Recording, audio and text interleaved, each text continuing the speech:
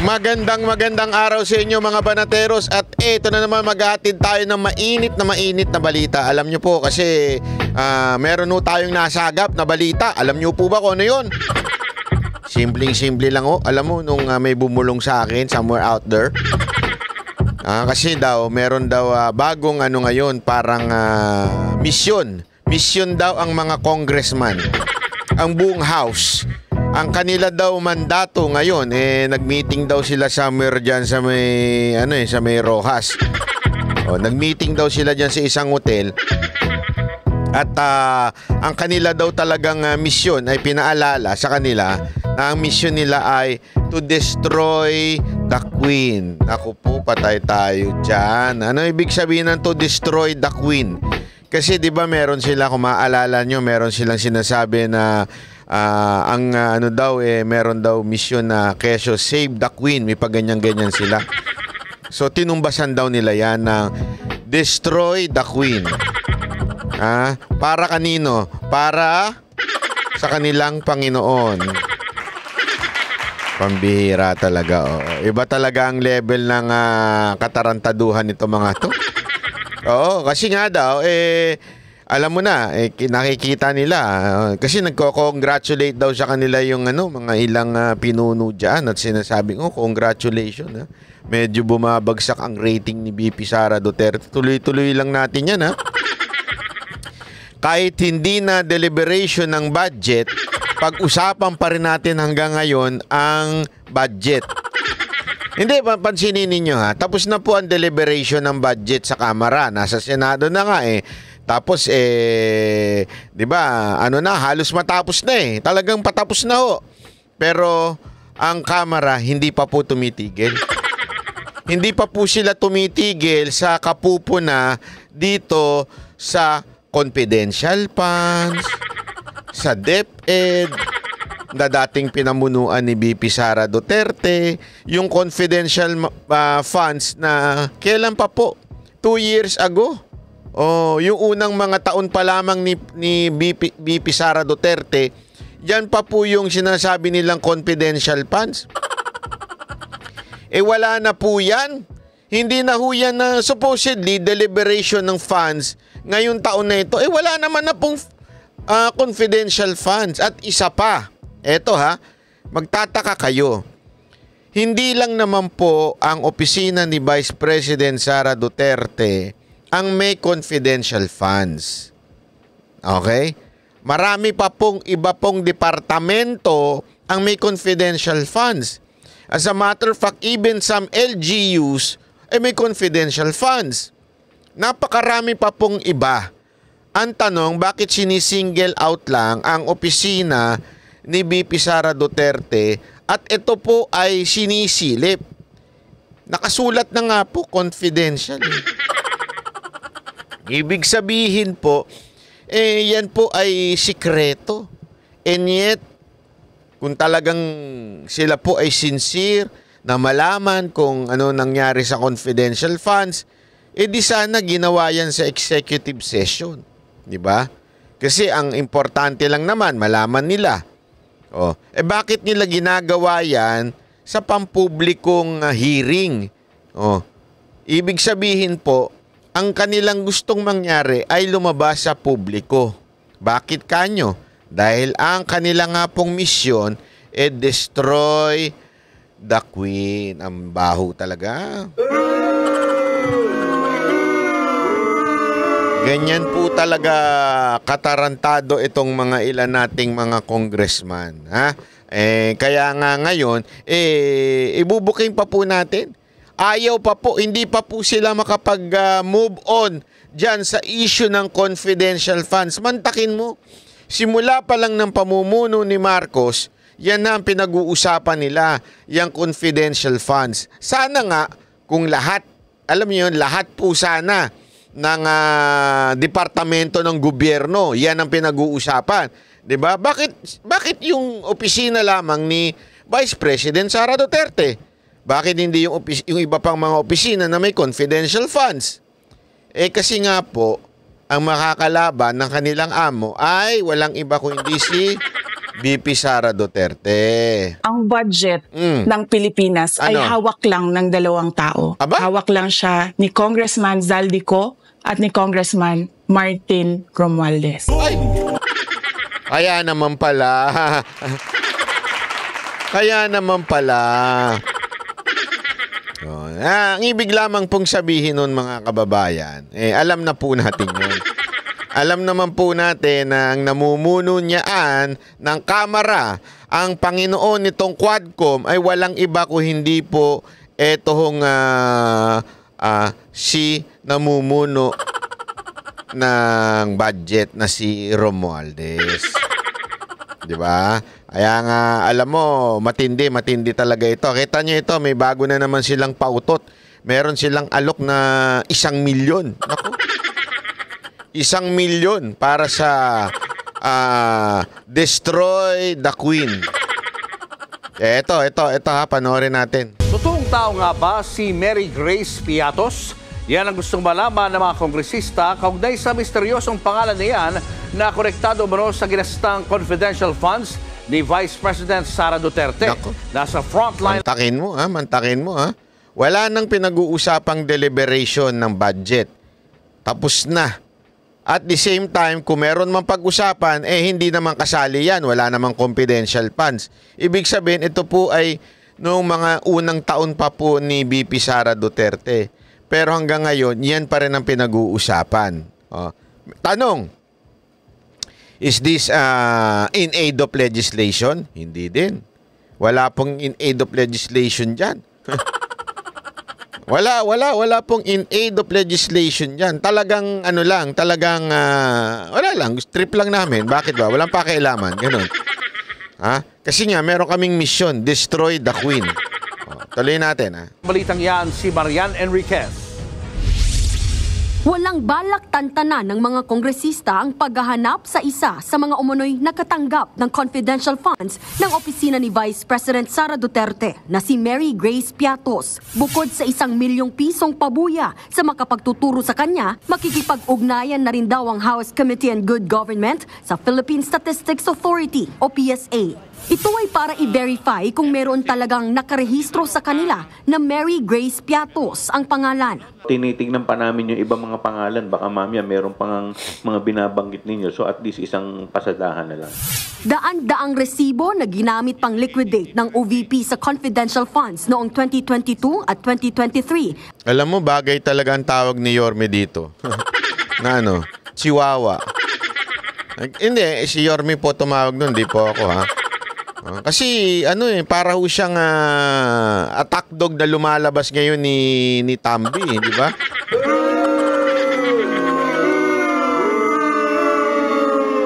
Hindi, sa tingin ninyo? Ito lang naman sa tingin ko lang naman po pero parang ang talaga napag-utusan. Pero alam mo, pagkakarap naman si VP Sara Duterte, para naman po itong alam mo yun, parang tumitiklop naman. Tama, mali. Pero pag ganyan, ang dami sinasabi.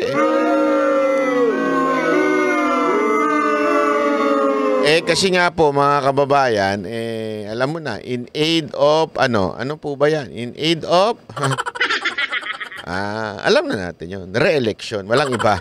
Di ba? Po, re-election lang naman po yung mga ganyan na birada nito ni Chuway. Ang kinikwestiyon ng Kamara, hinala nila, inimbento lang ang pangalang Mary Grace Piatos at iba pang nakapirma sa resibo. Kaya kukonsulta na rin daw ang Kamara sa handwriting expert para ipasuri ang mga dokumento.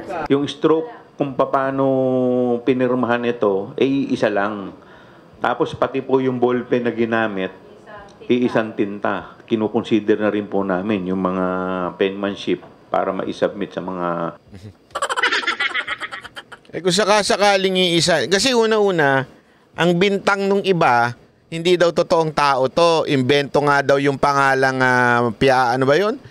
Mary Grace Piatos, kasi pangalan ng isang coffee shop at saka isang pagkain, di ba? Pero at the same time, ipinapasuri nila yung pirma. Yan, hindi mo maintindihan. Ano ba talaga? Expert witness. Ayon sa mga kongresista, mas madali sanang masasagot ang mga tanong nila kung dumadalo si VP Sara sa mga pagdinig. Sinabi na Dumalo naman dati ah. Ano ba sinabi niya? Deliberation yun. Sabi niya, I leave the budget to the House. Diba? Yun na naman sinabi niya eh. Kasi nga, ang budget ng Pilipinas ay hawak lang ng dalawang tao. Hawak lang siya ni Congressman Zaldico at ni Congressman Martin Romualdez. so yun, di ba, umattend naman siya dati, pero dahil nga sa hawak lang ng dalawang tao, pinabayaan na niya. Sabi niya, sige na, kayo nang bahala magdesisyon. Ano pa itong lintik na hearing na to? Tuloy natin. Wala tuloy. Ayan. Kini-question ng Kamara. Hinala nila, inimbento lang ang pangalang Mary Grace Piatos at iba pang nakapirma sa resibo. Kaya kokonsulta na rin daw ang Kamara sa handwriting expert para ipasuri ang mga dokumento. Yung stroke kung paano pinirmahan ito, isa lang. Tapos pati po yung ballpen na ginamit, isang tinta. Ako, meron lang akong tanong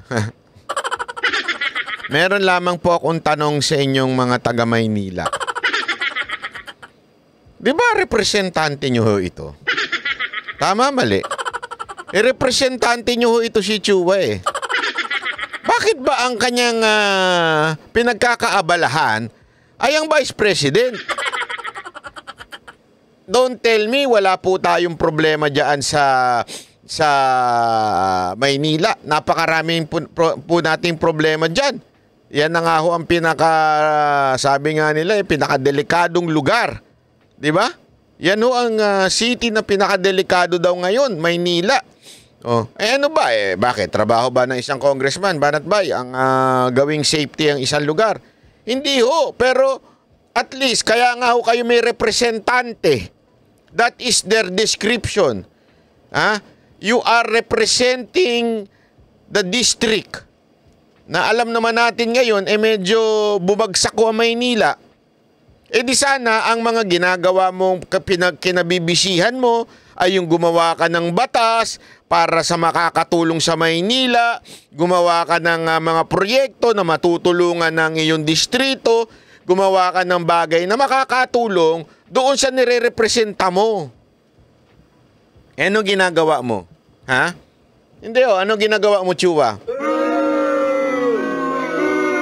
Ang ginagawa mo, walang iba ko hindi banatan lang ng banatan ang Vice Presidente na national yan, national concern yan. Ibig sabihin, malayo yan sa'yo, hindi ka pa senador. Nakikialam ka na dyan eh. Di ba? Distrito mo, asikasuhin mo yung Maynila na nabubulok, yun ang asikasuhin mo. Anak ka ng wewe naman, Yung Maynila, ang dami-daming problema nung iniwan sa inyo ni Yorme, pinabayaan ninyo. Nawala na yung mga proyektong dapat sana tuloy-tuloy. Pinabayaan mo, pati hindi lang ikaw, buong team ninyo nila Lacuna. Magkakasama kayo dyan na napabayaan niyang Maynila. Tapos ikaw, bisi-bisihan ka ngayon na inuusig ang Vice Presidente. Bakit? Bakit? In totoo. Ako alam ko totoo. Pero di ko sasabihin. Meron akong alam. Ano mo kay Yorme? Pero bakit mo inuusig? Kasi nga, malapit na eleksyon. Pag kailangan ng, alam naman natin, pag eleksyon, ano kailangan? Kailangan ng mangampanya. At kailangan sa pangangampanya ay, alam na natin to.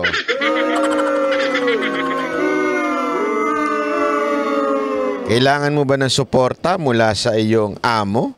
Bakit ba? Bakit ba kailangan ng suporta mo mula sa iyong amo? Kasi nga, ano sabi ni BP Sara Duterte? Ang budget ng Pilipinas ay hawak lang ng dalawang tao. Sino? Hawak lang siya ni Congressman Zaldico at ni Congressman Martin Romualdez. Yan! Ako nagtatanong lang ako Congressman Chua. Yan ba ang dahilan kung bakit ikaw ay sumisipsip ng todo-todo kay Romualdez? Yan ba ang dahilan kung bakit tuloy-tuloy ang paninira at pambanat mo sa Vice Presidente? Yan ba ang dahilan kung bakit napapabayaan mo na ang distrito mo at ang Maynila? Yan po ba ang dahilan? Ako, nagtatanong lang ako sa inyo mga kababayan. Gusto nyo ba na ganito na lang ang magiging congressman ninyo dyan sa Maynila? Wala nang inatupag kung hindi mamulitika, wala nang inatupag kung hindi pagsilbihan ng kanyang boss. Hindi maganda yan, sir. Hindi maganda yan. O, tuloy natin, ha? Tuloy natin. Consider na rin po namin yung mga penmanship para ma-submit sa mga expert witness. Ayon sa mga kongresista, mas madali sanang masasagot ang mga tanong nila kung dumadalo si VP Sara sa mga pagdinig. Sinabi na kamakailan ng bise na wala na siyang balak humarap muli sa Kamara. Pero umaasa pa rin daw ang mga mambabatas na magbabago ang isip niya. Kahit may sworn affidavit siya, she loses her chance na mas mabigyang linaw yung mga issue na ito. Alam mo, hindi naman kasi yun ang purpose ninyo. Mabigyan ng linaw. Obvious naman ang purpose ninyo, madam. Ito, sagutin mo lang ako. Bakit confidential funds lang ni VP Sara Duterte ang ginaganyan nyo? Bakit hindi ninyo alam o alamin ang confidential funds ng iba pang mga departamento kung tama ba ang paggamit? Bakit confidential funds lang ng OBP ang inaalam ninyo kung paano nagamit? Bakit sinisingle out nyo ang opisina ni Vice President Sara Duterte? It is because alam naman natin na meron tayong ika nga mission, destroy the Queen. Yun po ang totoo. And you want and expect na humarap pa sa inyo si VP Sara Duterte? In the first place, napaka-obvious naman. Tanga na lang ang magsasabi na ang ginagawa ninyo ay objective or in aid of legislation. Tanga lang ang magsasabi na may ganun na nangyayari. Madam. In aid of legislation pero pili lang ang iniimbestigahan ninyo. Opisina lang ni Vice President. Ano to? Ginagawa ninyong tanga ang taong bayan. Hindi ho lahat ng taong bayan tanso. Yung mga tanso, mga loyalista, tanga na talaga yan. Wala ang biro, sila ho'y nagpakatanga na forever. Pero wag niyo pong itulad ang lahat ng tao sa mga tanso. Kung kaya naman niyang ipagtanggol ang sarili niya, she should come. Nakakuha na ng impormasyon ng House Committee on Good Government na nakauwi na ng Pilipinas mula Amerika ang Chief of Staff ni VP Sara na si Attorney Zulaika Lopez. Yun nga lang, wala pa raw kumpirmasyon kung dadalo ito bukas. Nagbabalita mula sa Frontline, Marian Enriquez, News 5. Oh, ayan. Ang hirap sa inyo pagkakaharap nyo naman. Tiklop naman kayo, di ba? Hindi, totoo. Marap naman dyan dati. Nung kaharap nyo, tumiklop naman kayo. Parang kayo din yung yung tuwadkom na antatapang pag magsalita nung dumating si Duterte. Parang nagmukhang mga tuta kayo doon. Hindi, di ba? Yung una, ganun sila, para mga Rottweiler. Nung wala si Duterte, nung dumating si Duterte,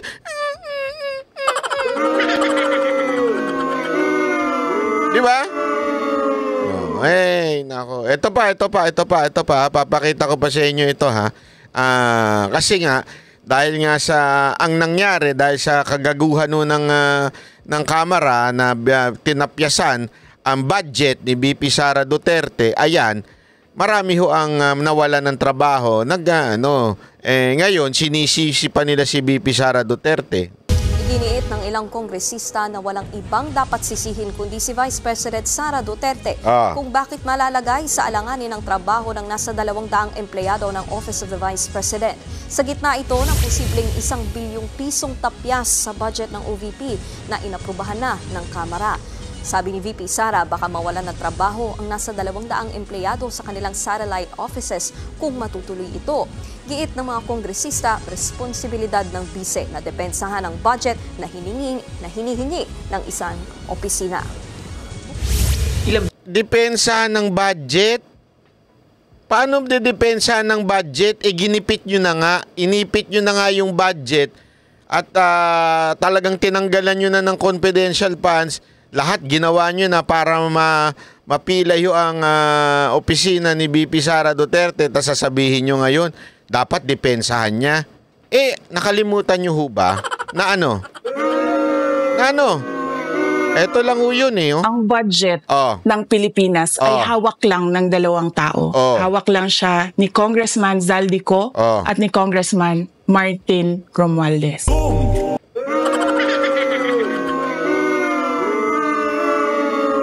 Diba? Ano?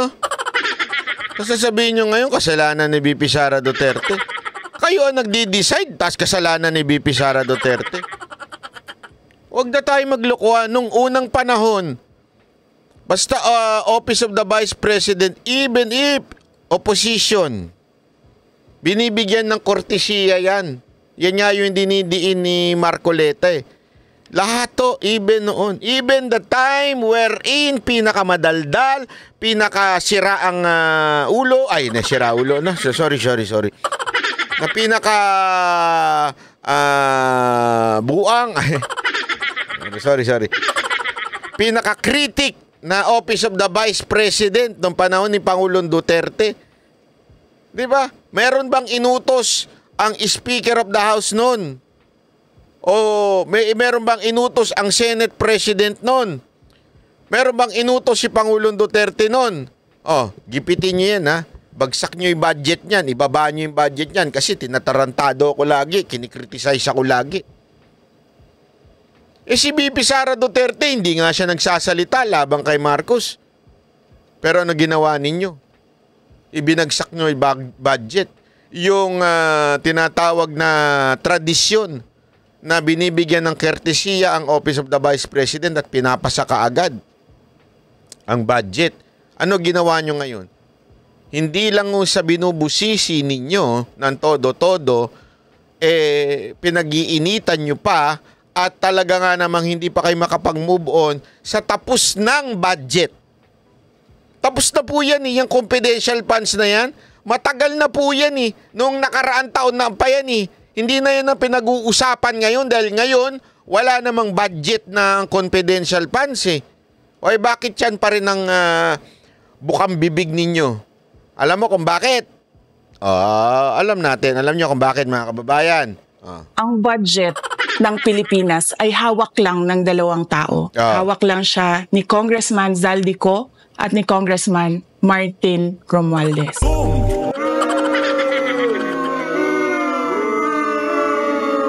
Yun lang ang masasabi natin dito. Talaga nga naman simple lang naman siguro to. Hindi na natin kailangan ispellingin. Si VP Sara Duterte ang matinding makakalaban ni Romualdez.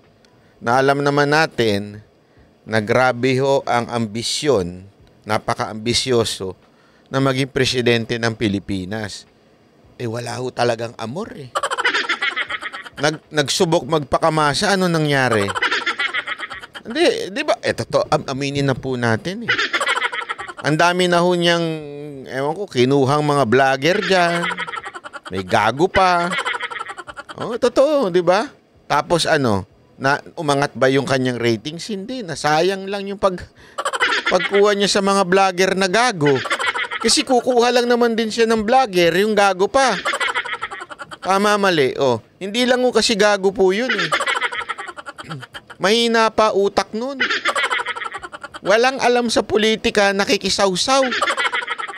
Tatanga-tanga sa politika, nakikisawsaw yung vlogger na yun. Diba? Ay, totoo naman, aminin na natin. Walang alam, tanga. Mantakin mo, aminin niyang bayaran siya. Apakatanga, diba? Akala niya kasi, makakapunto sa kanya yun dahil, ako pinakamatindi ang bayad na, na vlogger. Ang tanga-tanga. Napaka-importante, pag ikaw ay isang political vlogger, napaka-importante ng credibility. So that people would listen to you. So that people would believe you. Tanga ka ba? Aaminin mo na bayad ka? Apaka-bobo mo naman. Doon ka na lang, awayin mo na lang sila rin doon. Doon, pwede ka. Magsama-sama kayo doon. Hindi ka bagay sa politika, Brad. Hindi ka bagay. Ang dapat sa'yo, doon ka lang sa mga katsipan. Dahil bagay sa'yo, dahil ang chip po ng utak mo. Utak biya. Anyway, eto na nga. So, ito po yung sinasabi niya na dapat daw ipinagtanggol ang budget. Hindi ho. Alam ho natin lahat yan. Tradisyon na ho yan. Ibinibigay ho ang courtesya sa Office of the Vice President. Bakit hindi ninyo binigay yun? At hanggang ngayon, hindi pa kayo makapag-move on. Kasi nga po, yung amo ninyo, walang kaamor-amor sa masa, talagang ang bagsak na bagsak ang ratings, sinusubukan ninyong iangat ang ratings para sa 2028 na paglaban niya kay BP Sara Duterte. Walang amor eh. Ito lang walang biro. Sa sobrang tinding walang amor, sumubok magpakamasa, ano nangyari? Nagmukhang tanga lang eh. Nagmukhang sintu-sinto. Gumaganong-ganon. Hindi, di ba? Aminin po natin. Dahil sa walang kaamor-amor, nag-try magpakamasa, ginamit yung hindi ma-pronounce na maayos. Ano ba? Hindi, yun yung totoo. Aminin ho natin. Nagpakamasa eh. Kunwari, pinagtawanan lang eh. Simpleng, ganun eh. Anak ng wewe naman, Brad. Anong klase yan?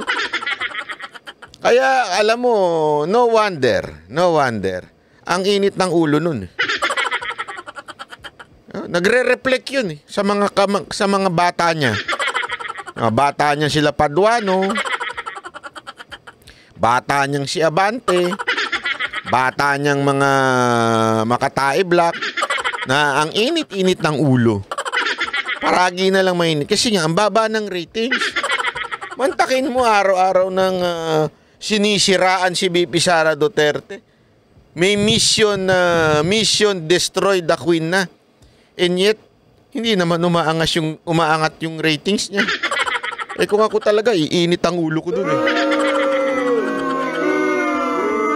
Mantakin mo, limpak-limpak na salapi ng nauubos. Diba? Sa ayuda.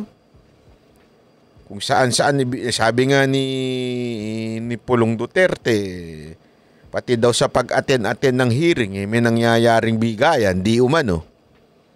Mantakin mo, nauubos na pera mo. Budget mo, nauubos na. Tapos, ganun lang ang ang resulta, hindi umaangat ang ratings, di ba?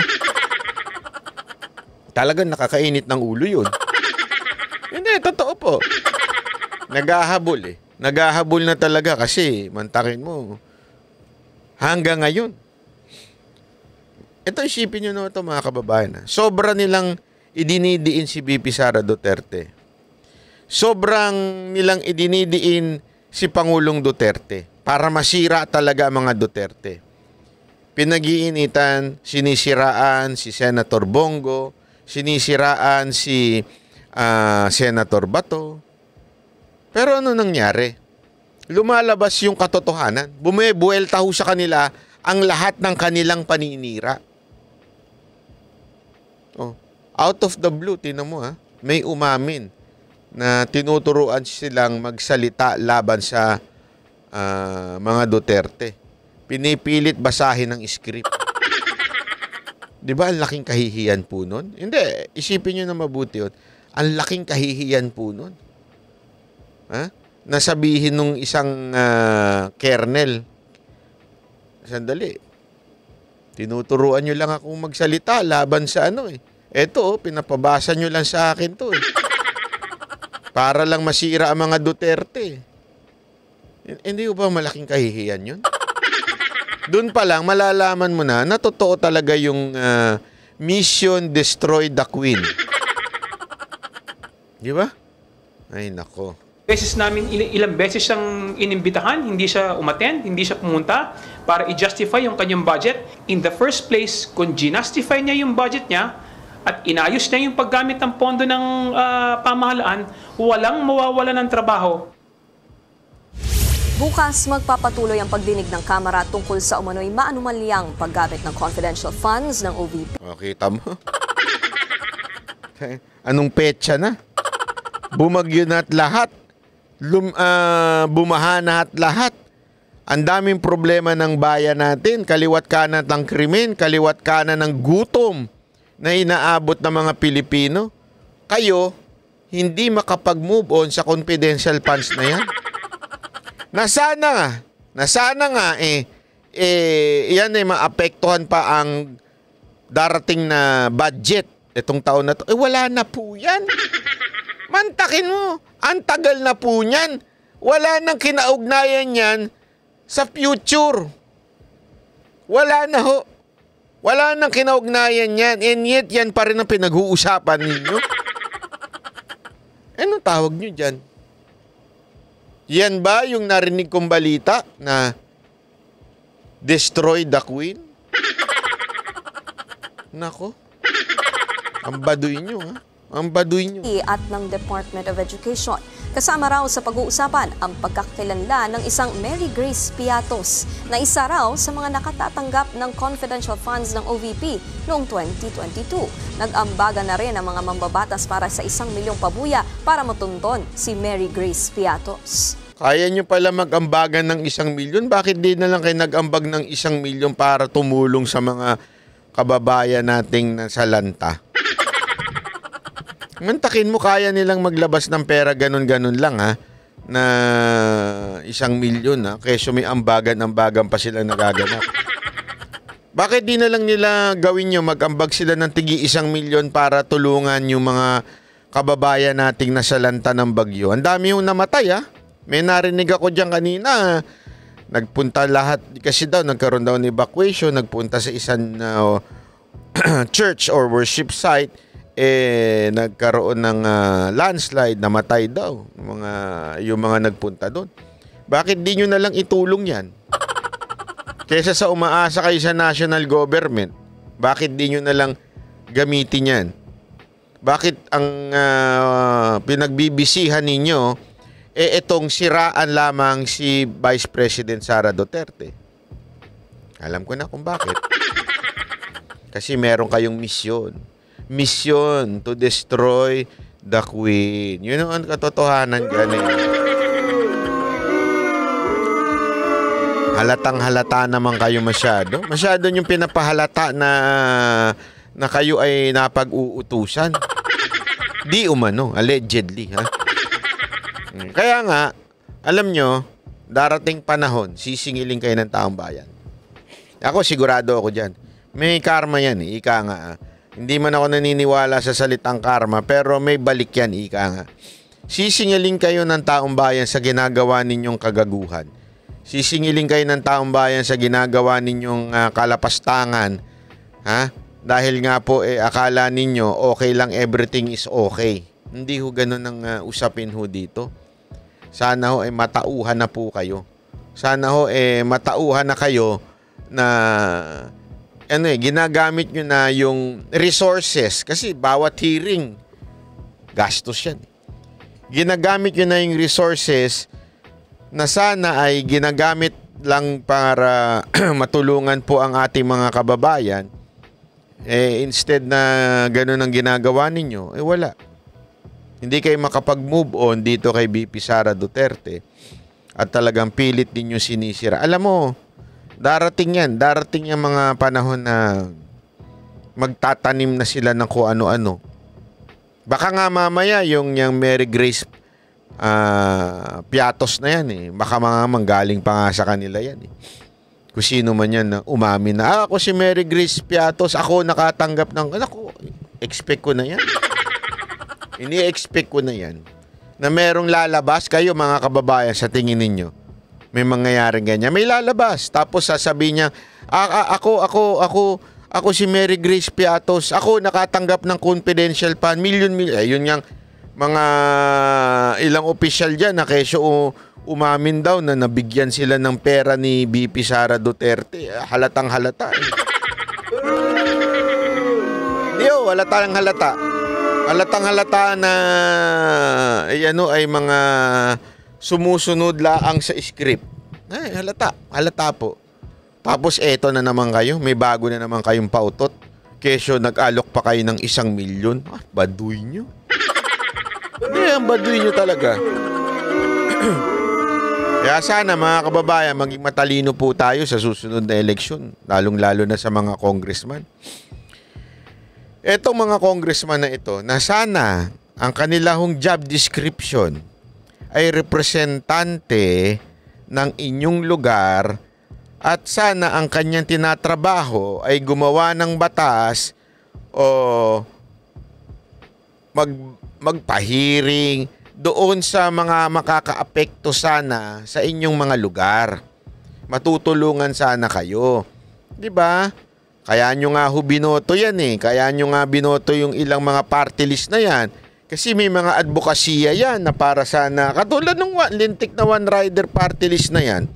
Ang advokasya niyan, rider, ang pinakikialaman si Duterte. Napaka lang, di ba? Madaling salita, ginamit lang si Busita. Ngayon, nagkabuisit-buisit na. Kasi nga, boto kayo ng boto na hindi nyo sinasaliksik kung anong klaseng tao yung binoboto ninyo. Basta nagbigay ng ayuda sa inyo, tuwan-tuwa kayo. Hindi, real talk tayo dito mga kababayan. Kasalanan din natin kung bakit may ganitong mga tarantadong congressman sa Kamara eh. Kung bakit may mga ganyang hindi nagtatrabaho para sa lugar nyo eh. Kasi makatanggap kayo ng 5,000, binoto nyo na. Nakatanggap kayo mga 1,000. Pasimuno pa minsan yung mga ilang barangay captain. Kasi alam naman po natin wag na ho tayo magmaang-maangan. Tayong mga barangay-barangay. Pag kayo ang inabutan ng mga congressman na, inalagaan na ng congressman, iboboto nyo na eh. Di ba? Uutos nyo ngayon doon sa mga tao, iboto nyo si Kong kasi alaga tayo niyan. Kayo namang mga kababayan ko, wag kayo magpaloko. Oo lang kayo ng oo sa barangay captain nyo. Sige, boboto namin yan. Pero pagdating sa hindi naman nila makikita yung sulat nyo eh. Huwag nyo iboto. Bakit? Sa tingin mo ba yung binigay sa'yo, pareho lang nung binigay sa barangay captain mo? Hindi. Sigurado ako, times 5 pa binigay dyan. Baka 10 times. Baka ang binigay dyan, 100,000. Ang binigay sa'yo, 1,000. Di ba? 100,000 yung binigay din sa barangay top 10, tapos binigay sa'yo 500. Tanggapin nyo. Bakit? Pera nyo yan eh. Pera ng taong bayan yan. Galing sa tax natin yan. Tanggapin nyo. Kayo nyo yan eh. Pero pagdating sa botohan, kahit kayo mga barangay captain, oo lang kayo ng oo. Kong. Sus, lakas ka sa amin. Akong bahala sa'yo. Ganun ka lang. Pero pagdating na sa botohan, utusan mo yung mga tao mo na wag na iboto yan. Bakit? Tandaan mo, yung binigay sa'yo, wala pang 10% yan sa nanakaw ng congressman. Tandaan, isaksak mo sa kukote mo yan. Itong mga congressman na ito na namimigay sa inyo ng ang lalaki-laki ng pera, ipupusta ko sa inyo, wala yan sa kalingkingan ng naibulsa nila. Bakit ka magbibigay ng ganyang kalaki? Ilang kayo? Hindi, aminin na natin. Ilang kayong barangay captain dyan? Ilang kayong barangay captain, mga kagawad, mga tao dyan sa inyong mga distrito? Sa tingin nyo, kayo lang binibigyan? Hindi, di ba? Marami kayo. Magkano lahat yun? Sa tingin ninyo, yung dami na yun, sabi mo na umabot ng 1 milyon na binigay sa inyo. Sa tingin mo, ang nakuha ng congressman na yun, 1 milyon lang. Huwag kayo magpakatanga. Baka 100 milyon na nakuha niyang congressman ninyo.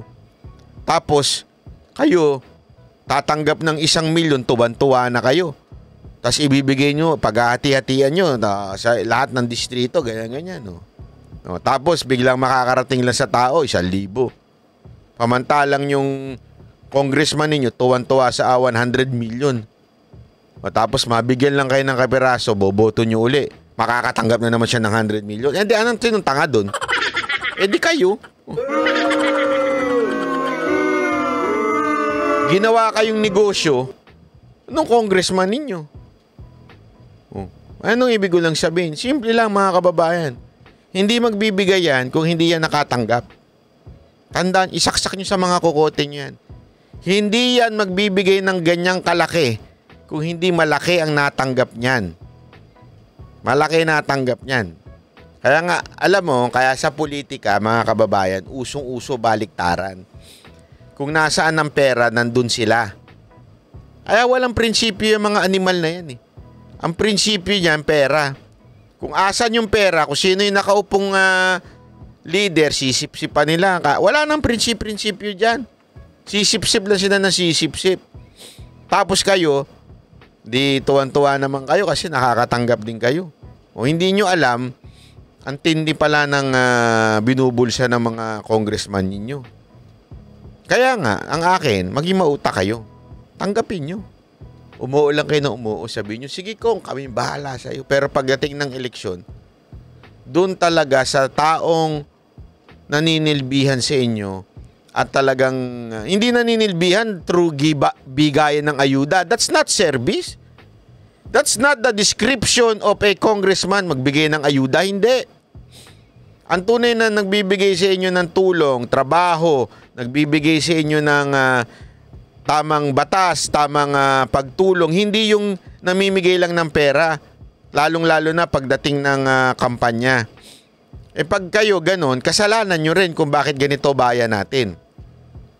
Remember, kaya nagkakaloko-loko ang bayan natin. Tandaan ninyo, yung mga binoto ninyong congressman, sila nagbabalagkas ng mga batas na nakakaapekto sa buong bansa, hindi lang sa inyo. So kung gago yan, katulad ngayon, napakaraming gago ngayon na mga mambabatas na walang ginawa kung hindi siraan lang ang mga Duterte, hindi nagtatrabaho para bumaba ang presyo ng bilihin, para maging safety ang ating mga komunidad, hindi ko sila nagtatrabaho dyan eh. What do you expect O ngayon nga ako, eto tanong ko meron ako napanood na balita. May bukas siguro pag-usapan natin yan. May napanood akong balita na nagsaksakan lang sa loob ng kotse na nakaparada dyan sa Maynila. I mean, there are a lot of problems in our country. More than the lintik na confidential funds na yan. Bakit kanyo? Yung confidential funds tapos na yan eh. Ilang taon na yan eh. Tapos alam naman po natin na pinag-iinitan lang si VP Sara Duterte. Bakit? Ang daming mayroong confidential funds, hindi pinag-uusapan. Yung kay VP Sara Duterte lang pinag-uusapan. Doon pa lang obvious na eh. Di ba ho? So ano ibig ko lang sabihin? Ibig lamang pong sabihin, yung mga congressman ninyo walang inatupag kung hindi mamulitika. Dapat sana tinutulungan yung lugar nyo. Kaya nga, ang daming pumangit na lugar ngayon. Bakit? Yung mga congressman ninyo, kesa na nagtatrabaho para ibaba ang bilihin, presyo ng bilihin, ano ginagawa? Namumuliti ka. Wala nang ginagawa. Mantakin mo, bumabagyo, bumabaha. Ano ginagawa? Ayun, binabanata ng mga Duterte. Sa kayo nakakita ng ganyang klaseng congressman? Sa kayo nakakita ng ganyang klaseng House of Representative? Binabagyo na, binabaha na, pinaaway pa nila mga Duterte. Naghihiring pa sila. Napakagago, di ba? Boto nyo uli. Maganda yan. Boto nyo uli. Para lalong bumagsak yung lugar ninyo. Tandaan nyo yan. Habang namumuliti ka mga congressman ninyo, napapabayaan ng lugar ninyo.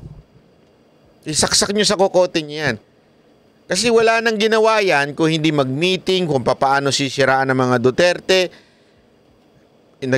nag-uusap-usap, baka nagpa-party pa habang sumisingot yung iba para lamang mabuo ang kwento at masiraan ng mga Duterte. Paano na lugar ninyo? Wala na. Kaya nga nagkakabulok-bulok ang lugar ninyo. Kung bakit nagiging pinakamalalang lugar ninyo. Busy kasi mga congressman ninyo. Pupolitika. the more na namumulitika sila, the more na napapabayaan ang tunay na problema ng ating bayan. Okay? So, kita-kita uli tayo. Maraming salamat po. Ako po si Banat. Bye. Yan ang Banateros, boses ng ordinaryong Pilipino. Banateros ay walang makaka